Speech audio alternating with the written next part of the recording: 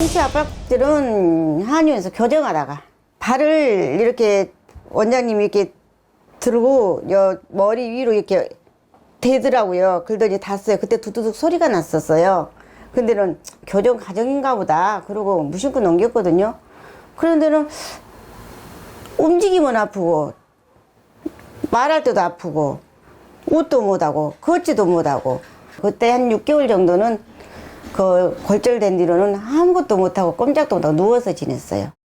굽어버려서 갈구요. 여기 손이요, 갈구제. 골다공증은 뼈의 변형을 불러오고 이로 인한 통증까지 만들었습니다. 자주 삐끗하는 발목은 낫고 다치기를 반복하며 늘 부어있는 상태죠. 뼈의 밀도와 강도가 떨어지게 되는 골다공증.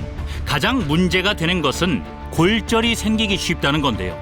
이것은 생명과도 직결됩니다. 골다공증은 조용한 도둑으로 불릴 만큼 뼈가 부러지기 전까지는 특별한 자각 증상이 없습니다. 특히 중년 이후에 발병률이 높은데 골다공증으로 인해서 골절이 발생할 확률도 그만큼 높아집니다. 골다공증에 의해 대퇴골절이 생긴 경우에는 10명 중에 1명에서 2명은 자기 수명을 다하지 못하고 1년 이내에 사망하게 되고 3명 중에 1명은 스스로 걷기 힘들 수도 있기 때문에 삶의 질을 크게 저하시키는 질환이라고 할 수 있습니다. 골다공증의 위험성은 작은 충격에도 쉽게 골절이 생길 수 있기 때문 정상적인 뼈로 가정해 간단한 실험을 해봤습니다.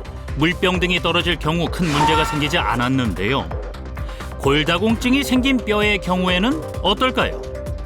같은 높이에서 같은 무게의 물병을 떨어뜨려 보니 그야말로 산산조각이 났습니다.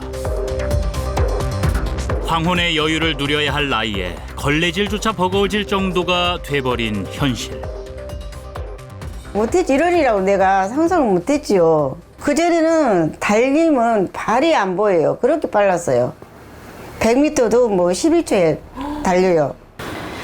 아무런 전조 증상이 없었기에 심각성을 몰랐다는 노춘실 씨입니다.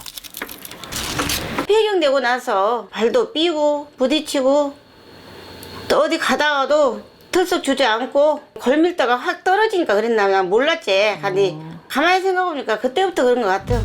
뼈는 20, 30대에 골밀도가 가장 높았다가 조금씩 감소하는데 여성의 경우 갱년기 이후 10배가 빨라져 60세 이후엔 30%의 뼈가 소실됩니다. 폐경을 하게 되면 여성 호르몬이 감소하면서 뼈를 흡수하는 파골세포의 활성도가 증가함에 따라서 골 대사에 영향을 끼쳐서 골밀도가 급격하게 감소하게 되는데요.